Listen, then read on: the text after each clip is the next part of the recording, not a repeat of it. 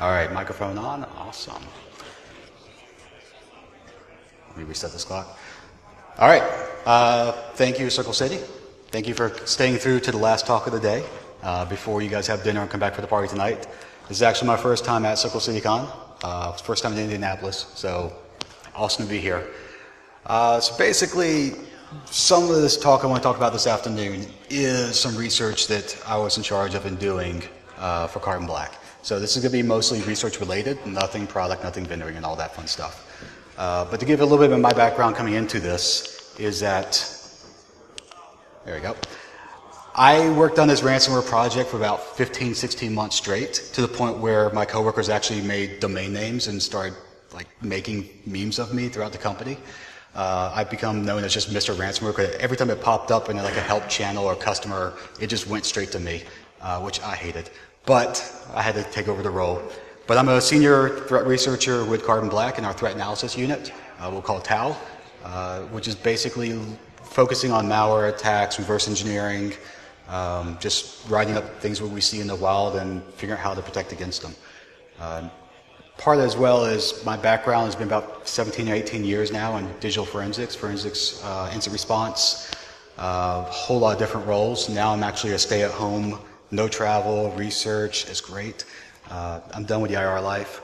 But also was a former intrusions analyst for DoD as a contractor, focusing solely on APT investigation. So there's a lot of things that go into my experience to help me do my analysis. If you guys know Jason Street, everyone knows Jason. I'm his co-author on his Dissecting the Hack books, which we have 2 out, and he's working on 3rd now. Also a very valid CTFer, a very rabid CTFer. So this right here is the actual Labyrinth CTF from Palo Alto, where they gave you a die-cast Szechuan sauce as a prize. So that's actually framed in my office as one of my prized possessions. This was before McDonald's brought it back out. So I love that thing so much. So what are we talking about? The idea of ransomware that's not real, that's fake. It doesn't actually exist, yet it pretends to be. So what we'll be talking about over the next hours, it's going to be like very fast-paced talk. A lot of fun stuff in here, some funny stuff. Some that may be mildly offensive. So I'll just give you a warning up front. I've censored out a lot of content, just put blocks over it. But if there's something that's sensitive to you, then feel free, you can close your eyes or just walk out. I won't be offended. And kind of start off is this guy. I don't know if you guys have ever seen him. This is Thomas the Train, ransomware sample that really wants to see naked pictures of yourself to give you a decryption code. That's just to set the stage of what we're going to talk about. I'm going to go more into depth of this in a few more minutes, but the idea of outrageously shocking ransomware or just really weird stuff that just doesn't make any sense. This is not your wide-scale Tesla crypt or Petya or whatever. This is kind of off-the-wall stuff and attacks certain types of people. And really the stuff works is because we do have a precedent set in the industry of early ransomware had to infect, had to use strong encryption, had to use AES, had to use a proper private and public key that was sent off to a CT server, because people knew there was no way I'm getting my data back. I had to make that payment or I would be losing my data, I'd lose everything. But now that that precedent's been set, and it's been a few years, what we learned is they don't even try anymore. So adversary just has to write a program to say, your files are being encrypted right now, and you'll still pay, even though they don't do anything. So a lot of them are just screen lockers. They basically just close your screen and you can't do anything. It says, we're encrypting your files. No, they're not. So that's where a lot of this comes in from. When I talked about 16 months of research I did, it was predominantly because we were really focused on proving that we had our ransomware protection knocked down and it was actually working. So it was basically 3,000 samples, 300 plus families of ransomware that we just threw at it, me and a coworker. And as we're going through them, we're doing our typical research stuff of, okay, this sample starts encrypting from C root. This sample starts the desktop. This sample starts from the C users. This one uses AES. This one uses XOR. This one only does JPEGs. So that type of breakdown. And then we have this weird other category where it's like, this doesn't really fit the mold of actual ransomware. We're just going to stick it over here. And as we start going down 3,000 plus samples, that other category just kept getting bigger and bigger and bigger to a point where it's like, that actually is really cool just to dig in by itself. And that's what's leading to this. when we look at those as well, they kind of break down to multiple markets. So consumer and enterprise. Consumer is actually a more fun one, we're going to talk about here. But the reason why these get infected is because consumer relies upon gotcha ransomware, as in you did something bad and now you're in trouble for it. You went to porn sites, you downloaded game cheats, you did a trainer game software somewhere, and now you're going to pay for it. So you get it because you downloaded something you wanted, not something you needed, and by getting that, you actually infected yourself. And the payment is pushed through as a risk of exposure. Either you do this or we're going to tell people about you, or the FBI has a note on you right now that you will be reported if you don't make this payment. Versus enterprise, which is a completely opposite way of doing it, where the infection is through social norms. As we know with phishing campaigns, is that an invoice is being sent to a finance officer, a resume is being sent to an HR representative. They open the attachment because they're supposed to open attachment, and they get infected. So they get infected because that's their job to get infected. It's your job to stop it. But the judgment that comes in there is urgency, as in, this is a very critical payment, this is a very critical document, you got 24 hours to open this up and respond to it, you need to do this right now. And there's a whole line of attacks and actual ransomware that focus on that urgency as well, to make sure that you do get infected quickly. And the reason of payment is through obvious lack of recovery. They expect you to pay because they don't expect you to have backups, which they're actually always right. Yeah, almost no one has backups. At least no one has comprehensive backups to recover from the attack. So that's how they get your payment. And when we talk about urgency, I love this guy. This is T-Blocker. This is a sample that says, hey, you've been blocked. You've got 24 hours left. Not just 24 hours, but at the expiration of time, all your files will be made public on the internet. And your PC would be permanently locked. Yep, exactly. They actually have all your files. Like, oh, I'll just go to Pastebin, pull them all back down. Yeah, they don't actually take your files. There's actually none of that functionality is actually in the program itself. But they tell you, you got 24 hours to make this payment, or else this. That won't happen. But you know how much money they've made? A lot. Because it's just that fear that it could happen to you. So that leads back into Mr. Thomas the Train here. Love this guy. So I've blanked out a lot of words, but the overall message here is that you are infected, your machine's being encrypted. The only way to get your access back is to send an email to us, and we'll give you an unlock code that you can type in here and get your machine back. The actual terms of the agreement are that you must send at least 10 nude pictures of yourself to get the code back. And those pictures will be sold onto the dark web, or they call it the deep web. And that's how they're going to make their money. Obviously, this is something we're going to laugh. We see this, we laugh, right? As people in this industry, there's no way this could be true. No way people should be afraid of this. However, send news, no bitcoins. In ransom demands X-rated photos. Tom's guide. Tom's a train wants to see you naked. Kaspersky. In ransom that demands your nudes. Motherboard, ransomware demands nudes instead of Bitcoin. It was inevitable. Really? I didn't expect that coming. But, all right, I'll roll with it. So for everything that we look at, it's like, this is no way. This is not possible. There's a lot of public, freak out that, oh my God, this is real. It's going to be attacking me. And then suddenly your parents call you up or some uncle and says, is this real? Is this something I need to be focused on? Because they think it's actually going to happen. And really, when we take a look at that binary, for example, these are the files it drops. And one of these things is showing you this may not be a professional adversary. I don't know. You can take a pick. That's actually the Thomas the Train theme song that drops out of that. And it plays as it's got your machine locked. So I won't hum along, but people know what it is, right? Yeah. So you look at that, it's like, okay, this is really a joke. There's no way. But then you actually start reversing it and doing analysis of it. I'm going to have code up here. Don't need to know code. I'll just walk you through what this stuff means if you don't know how to read it. This is a dark background because of the program I use. It only produces dark backgrounds until I fix it. But the overall thing here is that when you type in the code and you click to unlock, it's taking that text, changing it to a double value, an integer, and saying, does it equal 1, 2, 3, 4, 5? That's it. So that's your encryption right there. So obviously not something that we saw prevalent in the wild, something that was probably either targeted or we call it proof of concepts, as people showing off the street cred or what they could be doing. However, when that stuff does hit the limelight, it just lights up like crazy, and people get really worried about these things. To the point where this was September of last year, as Kevin mentions here, that nude ransomware, which isn't even in the wild, has more press coverage than CC Cleaner. You guys know what CC Cleaner, right? It's like that was a major APT attack that targeted hundreds of thousands of downloads of corporations. Now, they only picked like 20 or so, but there was hundreds of thousands of people infected by that.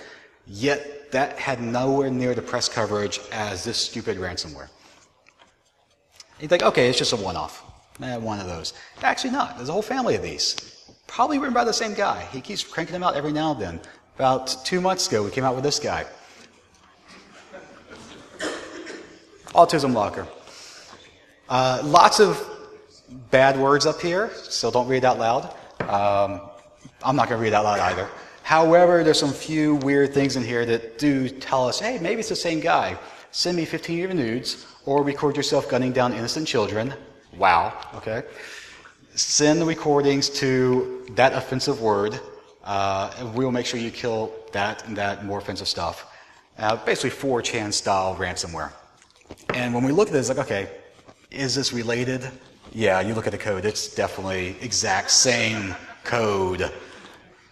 1, 2, 3, 4. 1, 2, 3, 2, 4, 3, 5, 4.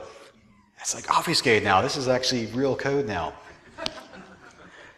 The weird thing about this, actually not weird anymore, if you know programming languages, .NET, C, C++, so forth, 95, 98% of all ransomware is in .NET, which is surprising to me because most malware is in C or C++, but ransomware is like almost all .NET, which is not prevalent in like APT stuff. That's used like Iran territory in like one of those countries, but here, mostly because it's so easy to write in. There's so much code on the internet already, you can just copy paste it. The good thing about it for us as analysts is that there's tools out there. This is a tool called DNSpy that lets you just dump it. Like it just displays the code for you with very little effort. So basically, I just load this executable in there, click a few buttons, and that's it. It just pops this out at me. There's a few obfuscators I'm going to show you a little bit later on, but that's pretty much all the effort it takes to really dig into these applications. So, yes, this is a weird family. This has some really funny stuff to it, and it's prevalent. We still see it coming out. Really not in the wild, it's actually infecting people. But then we start seeing things like ANNABELLE. How many of you guys heard of ANNABELLE, the actual ransomware? A few people picked up on this. This is about 4 months ago. Basically, based off a horror movie, this is great. It actually infects your box, is completely destructive. It will encrypt every one of your files. It will disable the start menu. It will disable task manager. You can't do the start, Windows R. And then it will overwrite your MBR. Does everything. Before it gets to that last step, it will actually show the screen and then start playing music. And you can imagine it's creepy, creepy music with a video or actually an audio of like a little child laughing, like very sinister, insidious laughing. To a point where this was it Labor Day, Memorial Day? I was actually out camping with my kids in a cabin in the woods, and I'm sitting there working. It's a 3-day weekend. I'm looking at some ransomware. We go out. I've run this off. I'm like, okay. Usually when I run something, I'll just let it run in a sandbox, give it about 60 minutes to marinate, and then come back and look at the results. So I kick this off, walk out the door, we go hiking, come back in. Kids, as he would come in, he's like, I want to be the first inside the door. He runs up, goes in the cabin, comes out crying. I'm like, what the hell? There's like someone laughing in our room. It's like, it's like, yeah, that's kind of funny.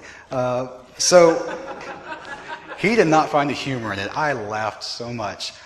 But basically, they build this whole theme to it. They make an experience out of it. You're not just getting affected, you're being experienced in this thing.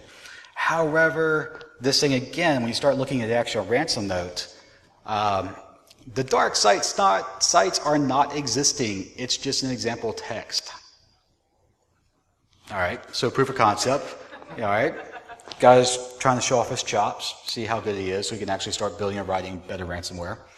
Other things we saw when we ran this is that before you actually, well, as soon as you click on the executable, this is the pop-up, basically saying, warning, do you got .NET 4.5? If you are not running it with 4.5, then the Trojan won't work. Seriously? Seriously? I did try both 4 and 4.5, and it got to work both ways. So, like, okay, obviously this is nothing. We don't need to worry about this. However, no, apparently we do. Because article after article came out of, oh my God, Annabelle, the scariest mother encryptor ransomware you should be worried about. Literally, that's the problem, right there. In one article. A horror show for users. And I love this. Newly discovered variant Annabelle is seemingly designed to wreak as much havoc as possible. Yeah, in a sandbox in theory, not really, like it's not hitting your box. But it left this like just bad taste of, oh my God, there's so many threats on the internet trying to kill me right now. So many families of ransomware that we should all be afraid. Not really. And it gets more fun from there. Let's take a look at Hi Buddy. It's a Hi Buddy because it actually says Hi Buddy, so we call this Hi Buddy. That's the actual family. Most of them are actually ransomware. This one will encrypt your files, does fun stuff. It actually loads up an IE Explorer frame, does Bitcoin websites like, hey, we're going to walk you through how to buy Bitcoin and give it to us. They actually have all these buttons. What are Bitcoins? How can I buy Bitcoins? Search Google for Bitcoins.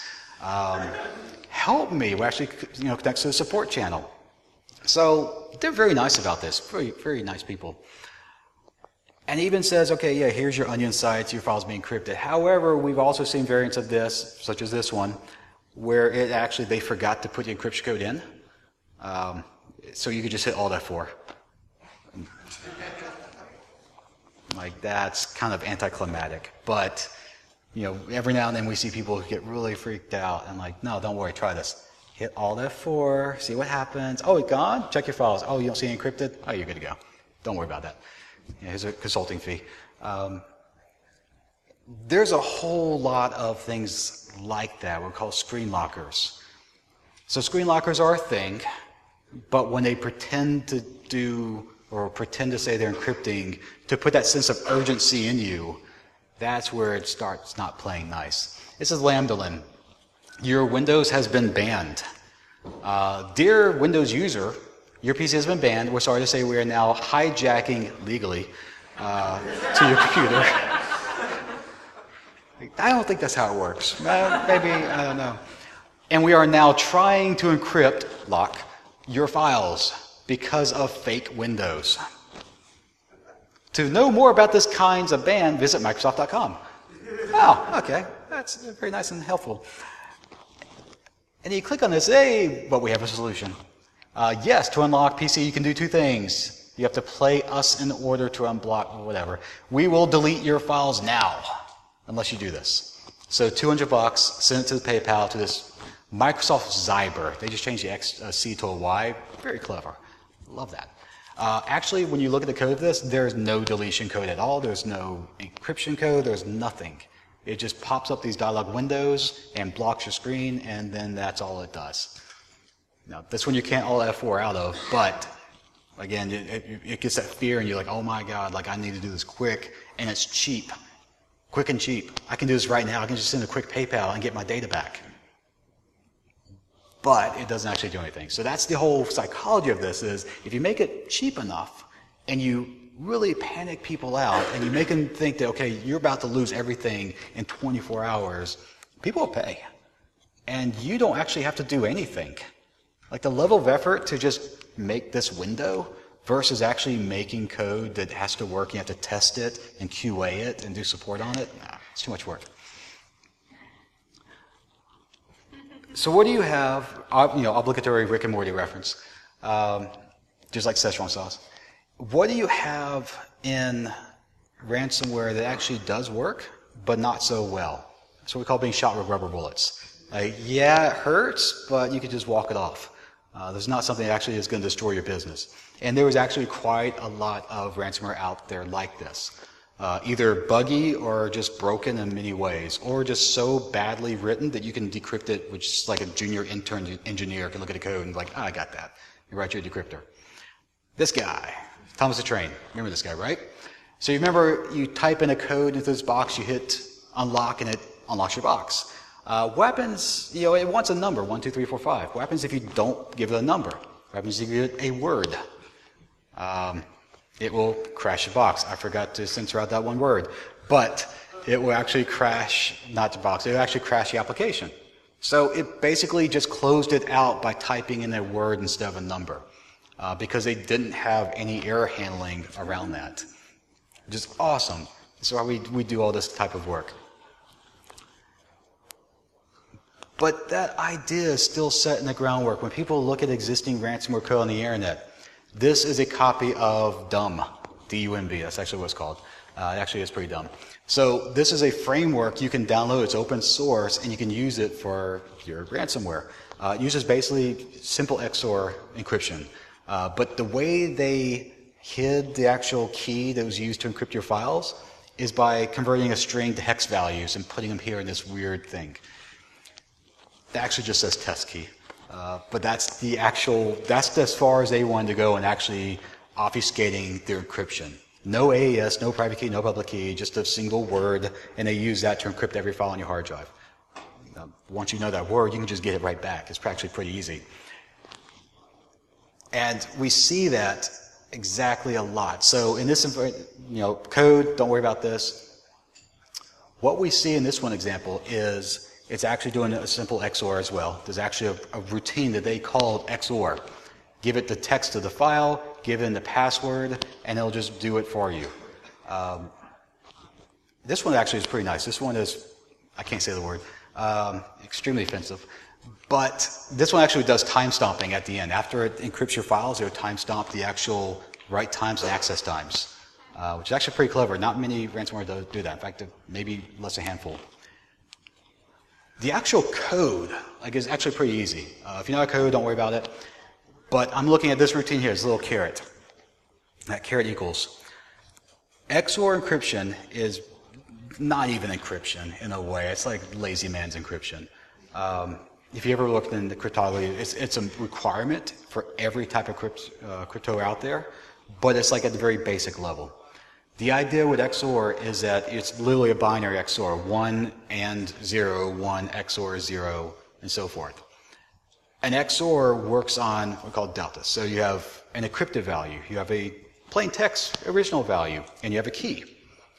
So if you take your plain text and you XOR it by the key, you get the encrypted value. But it actually works in all the other ways too. If you have the encrypted value and you XOR it by that key, you get the regular value. So you can do cool stuff with that. It's actually called XOR crib dragging.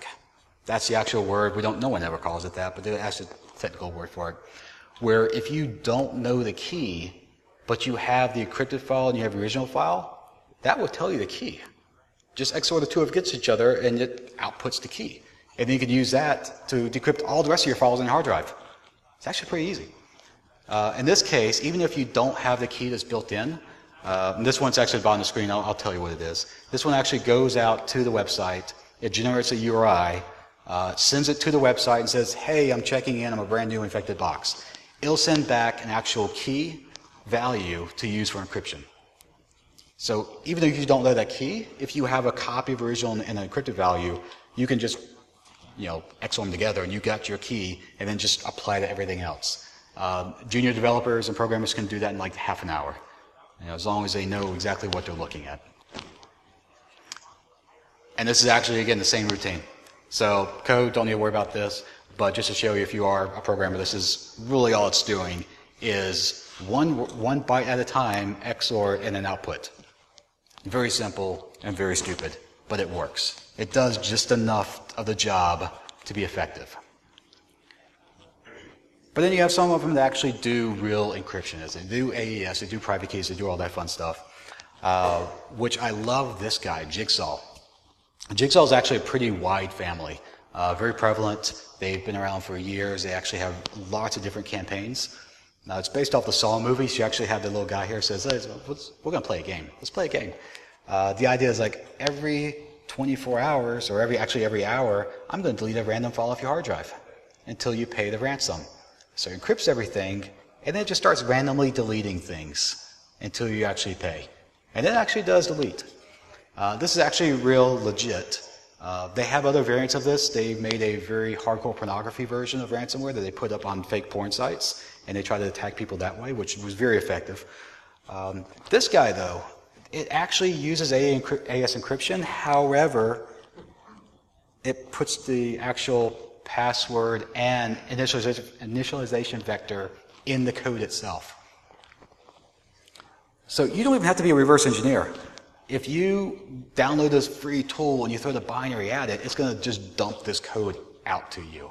And you can look at it, it's like, oh, look, that's AES. Oh, look, it's this. You can literally copy paste this into your own program and just write the reverse of it and get all your files back. Which is actually what we do when we do IR. We're like, let me look at a sample. Oh, yeah, we can do this. When you look at like Kaspersky and all these websites that have, oh, we have free decryptors that you can actually download if we know your family, that's all they're doing. They know the code, they know what's built into it, and they just write a decryptor based off that. You can actually do the same if you have some basic programming chops. Something simple. Now, again, code, Rijendell, this is AES encryption. In this case, what we're seeing, this is something called crypt console, is basic stuff. It's making a key, it's making an IV, it's encrypting data, la-da-da, it's the stuff we expect. And we look at the main. I'm going to just show a few things here because there's a lot of text. One, it generates a key, right? So it generates a second key, so your encryption keys together. And then save file with key. So it jumps into a file. Okay? And then it starts doing encryption, get the folder path, goes on network and does all the fun stuff. Get network computers, and actually maps out to network shares and encrypts. That can't be right. Save file to a key. What does that actually mean? Take the key, take the vector, drop it to your desktop as program ID-LAN, and just write it. So actually creating a random key, an IV for encryption, and writing it to a text file on your desktop. Like seriously, like you actually have everything in front of you to get your data back without paying the ransom. They left it there, I don't know, at their own convenience. Maybe that was the bug code they forgot to take out. But this was actually in the wild, and you look at it, it's like, ah, that's simple. That's actually really funny. That level of ineptitude to developing and coding is awesome. We leverage that. We exploit it. I hope they keep this up. And we love it, hidden tiers. I love hidden tier. Hidden tier is a open source ransomware that was put out in GitHub about 3 years ago, and everyone uses it. If you have a script kid who actually wants to learn ransomware, they use hidden tiers. To the point where this awesome sample came out yesterday or the day before, called Ops Venezuela. And it was quickly called out on the internet. And give you an example. Over the left-hand side, you see the GitHub content. This is actually how the original source code was. I'm just going to show you one thing on here. Password equals create password 15. So they have a routine that says create password 15 bytes long, and it just returns back a password. And do all this other fun stuff, send a password, encrypt, and so forth. This is how they wrote this week. Password equals, quote, create password 15. That doesn't work the way you think it works. So instead of being a randomly generated key, the key is literally create password 15. Like, that is awesome. I mean, A for effort-ish. This is the stuff that actually goes along in the wild, and I love this. In fact, I think, yeah, here we go. It's actually zoomed in, so it's easier to read. That's how they should have been writing it. This is how they actually wrote it, in quotes. This is the level of adversary that I love. This is what makes the job fun on a given day. Oh, this guy. We have ransomware attacks documents, they attack JPEGs, they attack your movies, your family backups, and they attack your kid's Roblox game. That's all this thing does. You guys know what Roblox is? You have kids? Yes, apparently 60 million players. It's like one of the largest online games. So someone wrote an awesome ransomware about that targets specifically Roblox. That's sad. I mean, that's really just mean at this point. And it was real. When it runs, it drops a bunch of files, including this batch file. And this batch file, which is actually nice, cleanly written, I'm a good batch connoisseur, does target these extensions, Lua and these Roblox files. It drops a file called runtime, and it runs it against all of them. What runtime is actually just a command line AES encryption tool. You can just download off the internet. So basically, all they're doing is for every one of these files, AES encrypt, -E encrypt, -P the password of apples. And once they encrypt it, they start deleting the originals. So yes, it actually, and then it melts itself down here at the bottom. It works, it actually encrypts, it does some damage, but like seriously folks, like the tools are right there in front of you. You can just say, okay, even if I don't know exactly what this is, someone can look at this like, oh, it's AES, here, you can download the same tool, you can download anything, the password's sitting right in front of you. It's inside the file, and that's what we target. Love it. Even better is it when you actually do have the code you put in, so it gave you this box, you have to email them and get the code to put in there. If you actually look at the code, the password is poo-poo. So usually in these cases is somewhat very targeted, like they are actually targeting an actual person with this that they know won't be able to do this. This is not something like in the email campaign. This is proof of concept. It's targeting an actual small group of people. We see this a lot on hack forums or sites like that where people want to go on and download games and so forth, and you actually literally say, oh look, I'll write a cheat for you, I'll write a trainer for you, here, just download this, and they target kids who are online downloading cheats. So that's literally how this stuff comes about and how it gets into systems. But now let's talk about the enterprise side of this. Can we do the same? SAMSAM. Oh, I love SAMSAM. It's one of my favorites. If you don't know what SAMSAM is, it's just a quick briefer up here, which is very much one of the more advanced versions of ransomware out there, not just by the software, but how they use it. This is an adversary that actually uses live hands-on actions to infect your network. They will get in through an open RDP. If they don't have that, they will start doing network scans across all your open IPs.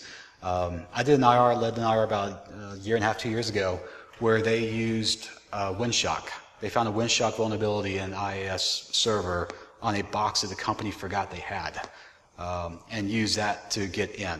And then once they got in there, they were able to pull down Mimikatz, they would pull all the tools in, move around laterally a little bit to get around, until they found a box that had a lot of activity on it, and they just sat there and waited for a domain admin to log in.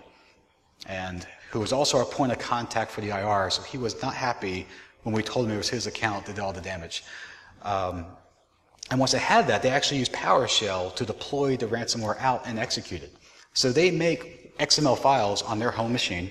They upload it per box. So every single box they're going to infect has its own XML file. An XML file has a private key and so forth in it, public key. The idea behind that is you don't buy a single key to unlock your environment. You buy a key to unlock that box. And you have to buy another key to unlock that box. So they get you on a per box basis. And that's how they rack up the money. This is what hit the city of Atlanta a few months ago. This is what hit a lot of major organizations. These guys are good too. They actually target individual industries at any given time. So they would target like small electrical companies, they would target utilities, they would target, I'll give too close to the actual victim if I say, but they do go down these lines of like over a 3-month period going after very small specific industries. Now, it is actual real ransomware. It actually is productive. Twice we've been called in doing IR in my former role. One is where they didn't want to pay. We're like, no, too bad, you're not getting your data back. Sorry, we can't undo this. Second one is they paid, they got the decryption key, but they didn't feel like they could trust it. I'm like, well, why'd you pay then? They're like, well, can you just reverse it and figure out what it does and you write your own tool? Like, all right, we did this. Like, no, this tool works. Just use it. I'm not. You can bill. I'll bill you 100 hours if you want to write you a new tool, but this one works. The third one, which I'm going to bring up on the next slide, is they downloaded the tool, they paid for it, they got it, and it didn't work. it worked to a point, but all their major databases that the entire company relied upon were gone, were not being able to be decrypted. And so people started going out to sites like Bleeping Computer and saying, oh my God, I bought this downloading tool and it's not working. And enough people went back and forth to a point where someone was able to fix it with a little bit of help to determine what the problem was. And basically it was an issue of files over 300 megabytes. The way it did math and the offsetting of encryption just broke. They just didn't account for sizes of that big. So it will decrypt any size file under 300 megabytes. Over that, it didn't decrypt at all. So yeah, that was actually a wasted lot of money on these people. However, they were able to reach out, and the people from SAMSAM do actually monitor these forums and do give tech support. And I don't have the screenshot on me, but they made an updated version of the decryptor and provided it back to the customer, who was able to get their files back. It took about 6 weeks or 6 to 8 weeks, but they eventually did get it. So a lot of lessons there. SAMSAM itself has a lot of code issues. We had a great, when we were looking through this, we had one awesome box where we had 500 machines infected. This one was not. Like, all right, that's weird. We looked at the actual forensic history and we see the encrypted files, but then they're all deleted. Like, all right, so you guys recovered the box. Like, no, we didn't touch that thing. That's as it was during the attack. So what we knew was that SAMSAM creates this XML, it puts it into the root directory, and it uses that. What we found out was that somehow, as it was being read to the hard drive, the XML file got slightly corrupted, like a byte got dropped. I don't know how that happens, but that wasn't being read as actual XML anymore. Now, the bad error code collection or exception handling allowed SAMSAM to do this really funny thing where it would encrypt the file up here before it gets this part of code, and then after it encrypts the file, it'll check the XML to double check values, and if the key is not correct, it'll basically parse the XML. If it doesn't work, it will delete the encrypted value or encrypted file. And then it'll go to the next file. So basically what it did was 30,000 times over, took a file, encrypted it, checked the XML failed, deleted the encrypted file, left the original, moved to the next file. No, that can't be. That's really bad code. Actually, here's it. If you know code, you know this, but basically all it does is run from XML strings, an API call inside .NET. So you feed it XML text, and it either passes or fails. So you usually, as a programmer, wrap something around that, say, oh, if it fails, then do this. If it passes, then do this. No, it just failed and just failed ungracefully. So it wouldn't encrypt any files on that box, which is kind of awesome. So again, bad coding happens even on the most legitimate of things. I'm going to change gears here for a little bit because I'm going to get some more fun topics. We can't just drone on about these really bad mistakes all day. One, let's start with Nicolas Cage. Hero of mankind. And the idea of Bitcoin and the idea of ransom notes themselves and what that tells us about an adversary and all the fun stuff that goes on with the samples. Because we all know, okay, the most major versions out there of ransomware use Bitcoin. Everyone buys a Bitcoin. Everyone loves it, especially when it peaks and spikes up. And they ask for one Bitcoin, which is worth $10 yesterday, now $200 today, and tomorrow will be $10,000. The day after that, it's $5. To the point where, as Andrew Case calls out, companies that bought Bitcoin last year in case of ransomware are seeing a 4x increase in the last 12 months. This is actually a thing. People are doing this. Like, okay, let's just have it in our back pocket so that whenever we get attacked, we could just pay it quickly and get our data back. But then they never got attacked. So that $8,000 or whatever, $5,000 investment suddenly became $20,000, $25,000, and the admin's like, I'm just going to take a little bit off that. We paid $5,000, we still got $5,000 there. But that was a very interesting way of doing it, especially with the way Bitcoin was, that now ransomware is moving beyond that. GandCrab came out February or January. It started using Dash, which is a fairly new one. There's ones out there for Ethereum. There's ones out there for Monero. Then you got this guy. This is actual MBR locker variant that overwrites the MBR. That's basically all it does, is it overwrites the MBR and puts a ransom note into the MBR. So you can't get back to your box anymore. However, this is literally the whole thing. So one, I see QQ, which makes me think, okay, Chinese, that's their major social network. Because this is in the MBR, it's in ASCII mode, you can't use Unicode characters. So they use what's called pinyin, which is basically Romanized, Chinese. Basically says, if you want your data back, send 30 yuan to this QQ. Anyone know how much yuan is worth? That's $5. So here's something very targeted. But really, it's just a funny example of the weird things we saw going through all this. Is this guy wanted $5 sent to his Chinese account. However, the MBR was overwritten, and they didn't save a backup of it. So I don't know how they're going to get the data back. And then you think, okay, we got all these various new Bitcoin variants coming out, we got all these new things. And that's what led into this awesome guy here, Spritecoin. Great currency, because it doesn't exist.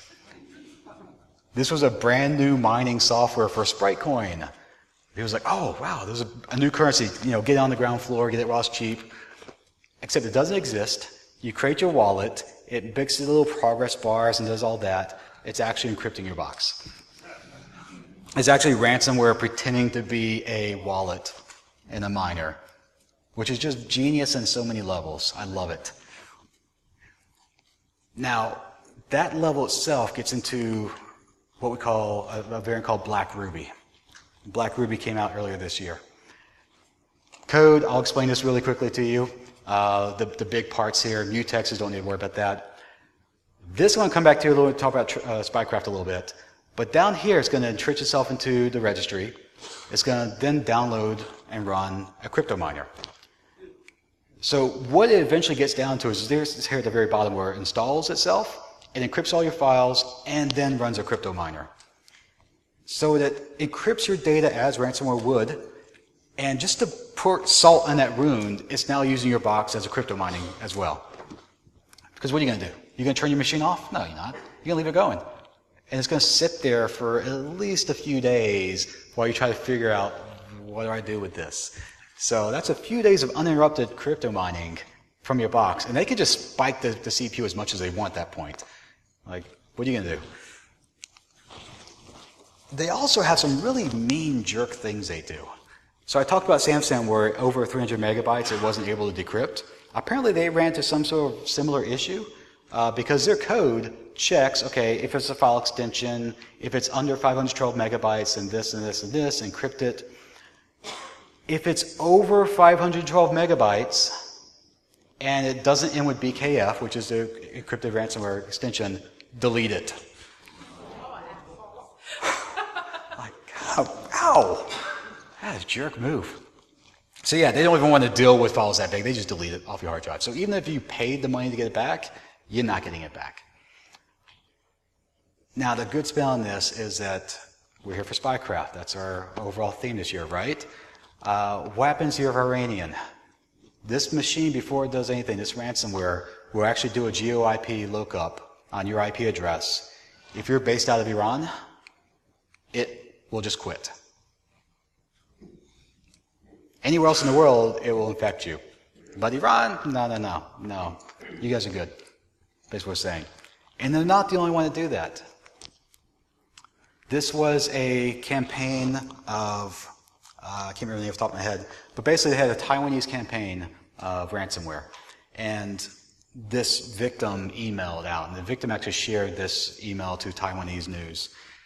And basically the victim says, my monthly income is only $400. You really want to do this on me? Legitimate. Most ransomware do have support. They can work with you, negotiate. Very well-fractured English here of, no, we don't. Frankly, the campaign seems to be a total failure.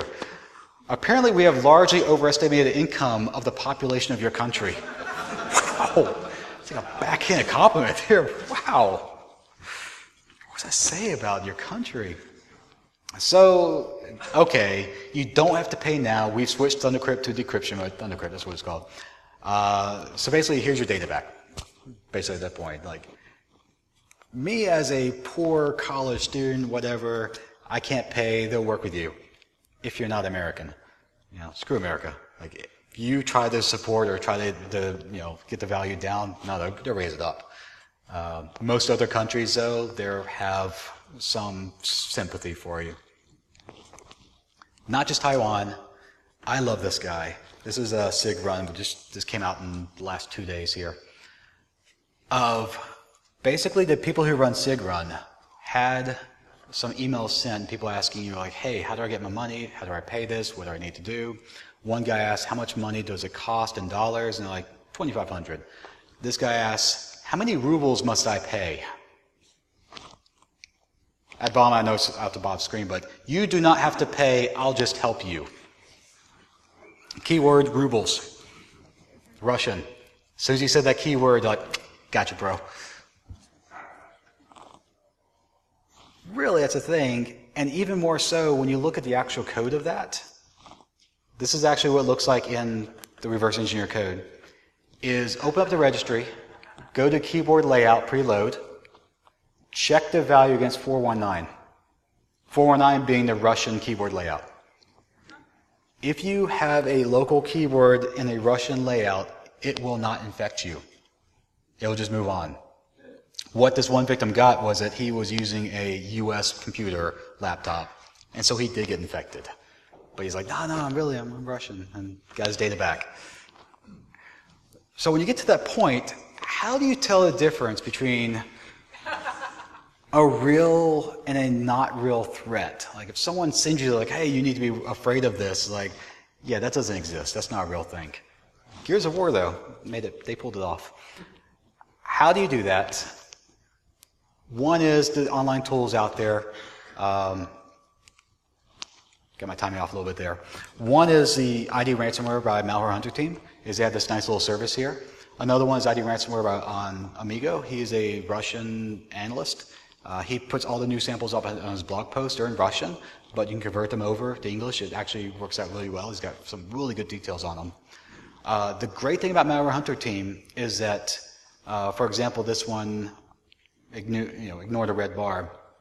You can go to the service, upload the actual copy of the ransom note, and they can look at that and say, okay, we know exactly what you're infected with. In this version, it was Kirk. This is actually Kirkware, as in Star Trek Captain Kirk. So when you run it, it pops up a text box and actually shows Spock and Captain Kirk in ASCII art, and then starts infecting all your files. Great piece of art. There's no way of getting that data back. However, they now tell you, currently there's no way of getting your data back, but we know in the future, eventually these campaigns run out, and adversaries are like, yeah, okay, I've just give them all the data back. We don't want to deal with this anymore. Like, they've moved on to something else. So they will just put the keys out there publicly. It's happened in at least 5 campaigns I know of. So these guys will track that. Like, hey, we actually have the keys now. Let's email all these people who have files encrypted and let them know they can get their data back. Which is why we tell victims, don't just give up and wipe your box just because you can't get your data back. Back up the encrypted files and then wipe your box. Because eventually you may get the key to get your data back from them. Again, basic information that we tell you, we don't need to go into some too much detail. These are kind of the basics that people should know about dealing with ransomware is have backups, have the ability to do root cause analysis, which is always the single lacking point on almost everything, is that we don't know how we got infected, but we got 500 machines destroying themselves right now. Like, how would you not know that? We think it's email, but maybe it could be someone's download folder. How do you do your job and not be able to determine that granular level of how did I get infected? In many cases, people can't. So it's like, okay, have something out there. Have an email just checklist. Look through forensic timelines. Okay, the first box started encrypting at 8:04 a.m. What emails came in maybe just a few seconds prior to that? Maybe those were related. Typically, that's what it is. We also tell people you can just do a minimal analysis before you call in IR, call in forensics, call in security teams and pay $400 an hour for someone to kind of walk through and do what you can do for free. One of it is just very basically if you can identify what variant of the ransomware it is, even using one of these sites, one of these 2 websites, that would get you a long way there. Upload your ransom note, figure out what it is, And it really quickly will tell you, okay, either you're screwed or there's hope for you. And then based off that, you can determine, okay, do we need to call in IR, do we need to call in security teams and work us through this? But the tools out there that we use for analysis are actually pretty basic and open source and free. So if you see ransomware, it's almost always .NET. And so there's a tool called DNSpy, which is .NET Spy, that you can just download for free and just throw software at it, and it'll just vomit open code at you that's actually easy to read and easy to understand. Give that to a junior analyst who's someone who's like just knows programming, went to college, and they can whip out a decryptor for you.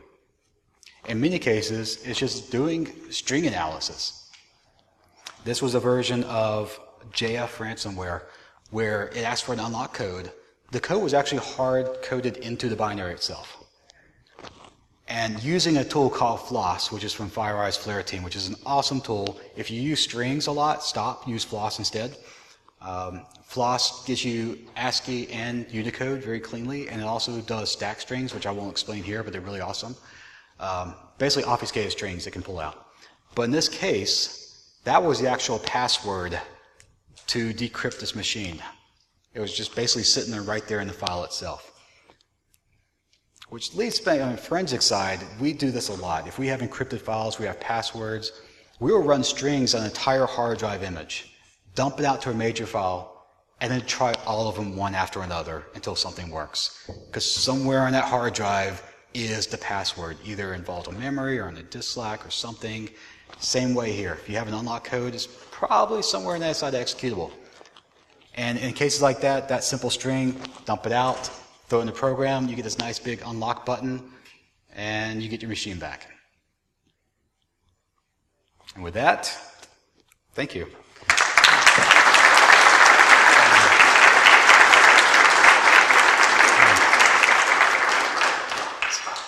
Any questions while we're here? Actually, ended on time. Yeah.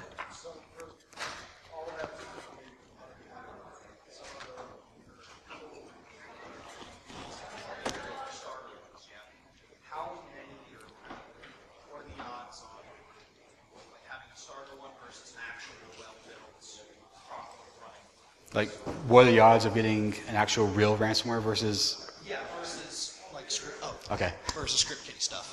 All right. So what's the odds of actually having a real ransomware versus a script kiddie one? Predominantly, you're going to see the real ones more often. You're going to see the ones like Verilog or TeslaCrypt, all those ones quite often. However, they're very targeted in where they attack. You know, either enterprise, certain victims, and have very specific email campaigns. Whereas these script kiddie ones are very prominent on like hack forums and websites and forums, or people actually using Steam to infect each other in chat rooms, which actually they pretend to be someone working for Steam and like, hey, run this program, it helps us get your stuff back. It's ransomware. So you'll see the script kiddie on that side more often, the commodity side. Thank you. Questions? All right. Thank you very much.